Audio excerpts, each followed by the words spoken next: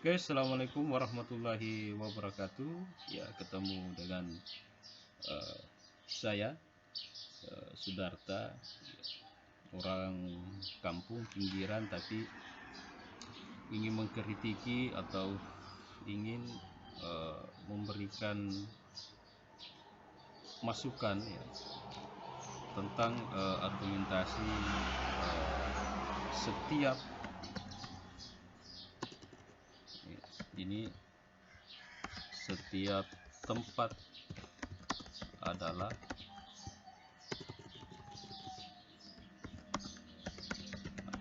sekolah. Nah, konsep ini secara meskipun misalnya kadang yang mengatakan ini adalah majas, tapi secara kontekstual kita harus lihat perkembangan dari sebuah bahasa. Kita harus hormat kepada Ki Hajar Dewantara dengan semangat untuk melakukan perubahan, itu mudah-mudahan menjadi amal jariah.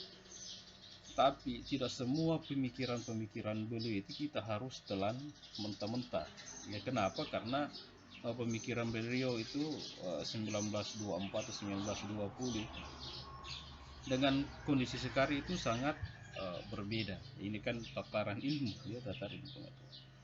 Kalau diksi yang berkembang, tapi ingat sesuntulo di manjumangukat suatu Handayani itu masih relevan. Nah, sekarang kita bahas kembali ini setiap tempat adalah sekolah. Nah, secara tekstual ini akan bermasalah ketika kita kaji secara konteks untuk saat ini. Nah, sekarang kita lihat sejarahnya. Nah, bagaimana kondisi ketika itu? Ya, bagaimana kondisi ketika itu ketika beliau mengeluarkan statement ini setiap tempat adalah sekolah. Nah, saya buka bahasa, ya, mulai bahasa Seramba dan sebagainya itu. Mungkin ada teman-teman ahli bahasa, silakan saya dibantah tapi dengan argumen. Ternyata bahasa itu juga mengalami perkembangan dinamika, ya. Kadang ada makna deviasinya dulu, ya, makna itu terjadi deviasi untuk sekarang. Dulu maknanya baik, ya mungkin maknanya sekarang buruk. Ya, sama dengan sekolah, Ya, dulu makna sekolah itu dimaknai seperti ini karena kontekstualnya, ya, karena kontekstualnya ketika itu. Nah, sekarang kita masukkan kondisi sekarang, apakah semua tempat adalah sekolah? Itu kan terbantahkan secara faktual. Karena sekolah itu secara bahasa itu sudah terdefinisikan bahwa sekolah itu adalah tempat belajar. Ada tempat belajarnya, ada gurunya, ada peserta didiknya. Nah, kalau semua tempat adalah sekolah dan kemudian tidak ada guru di sana, peserta didik tidak ada, sumber belajar hanya saat itu, bukan sekolah. Itu maknanya seperti itu, ya. Jadi diksi itu tidak tepat atau keliru kita gunakan untuk saat ini. Kenapa keliru kita gunakan untuk saat ini? Karena sekolah itu sudah ada definisinya, sudah ada pengertiannya. Itu secara faktual, apalagi kalau kita masuk secara tekstualnya, ya, secara tekstual artinya secara teoritisnya atau linguanya, ya, atau pola bahasanya. Nah, selanjutnya yang saya ingin kritisi adalah ini, setiap orang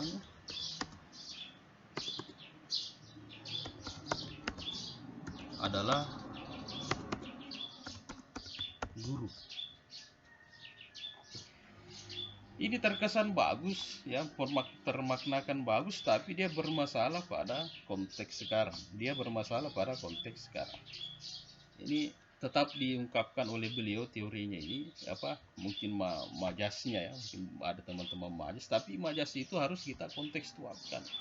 Kalau ada majas yang mengatakan pengalaman adalah guru yang berharga, lihat konteksnya ketika itu diucapkan, ketika itu dimajaskan, ya. Maka konteks sekarang itu tidak bisa digunakan. Kenapa?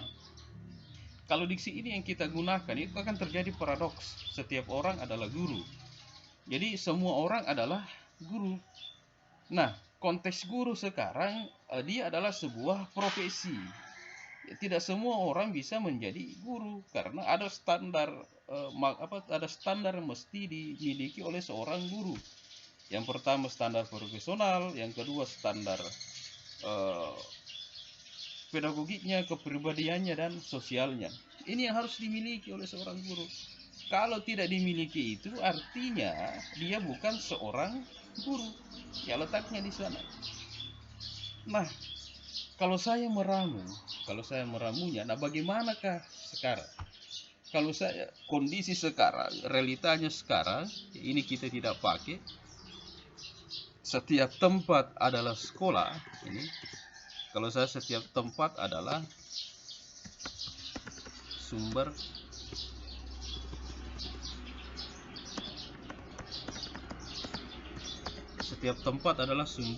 belajar. Ya. Ini diksi yang tepat untuk konteks sekarang, meskipun kita majasnya yang tepat. Nah, untuk setiap orang adalah guru ini saya ganti, itu setiap orang adalah pengajar. Pengajar artinya itu sama, dia adalah sumber belajar. Tapi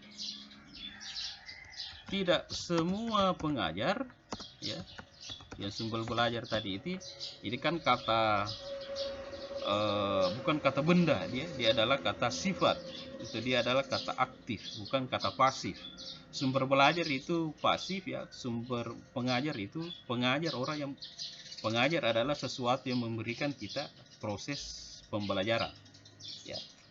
Pengajar itu adalah objeknya, sumbernya, ya. Gitu, oke. Tidak semua pengajar adalah guru, ya. Ini yang tepat, ya. Konteksnya sekarang, ya, konteks, meskipun saya menggunakan konteks ini dari hasil kritikan saya kepada argumentasi atau majas. Kalau ada teman menyatakan itu dalam bahasa majas, itu adalah bukan bahasa formal, ya, maka bahasa formalnya yang tepat atau yang benar menurut konteks sekarang adalah ini: setiap tempat adalah sumber belajar, setiap orang adalah pengajar, tapi tidak semua pengajar adalah guru, ya. Kenapa? Ini untuk, bagi saya ini kata kuncinya adalah menjaga marwah guru. Menjaga marwah guru itu penting.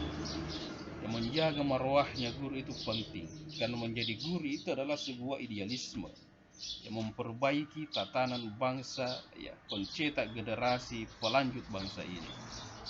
Teman-teman senasib seperjuangan, ya, kalau diksi yang lama terus itu yang akan kita pakai, semua tempat adalah sekolah, semua orang adalah guru, itu akan mereduksi makna guru yang konteksnya sekarang.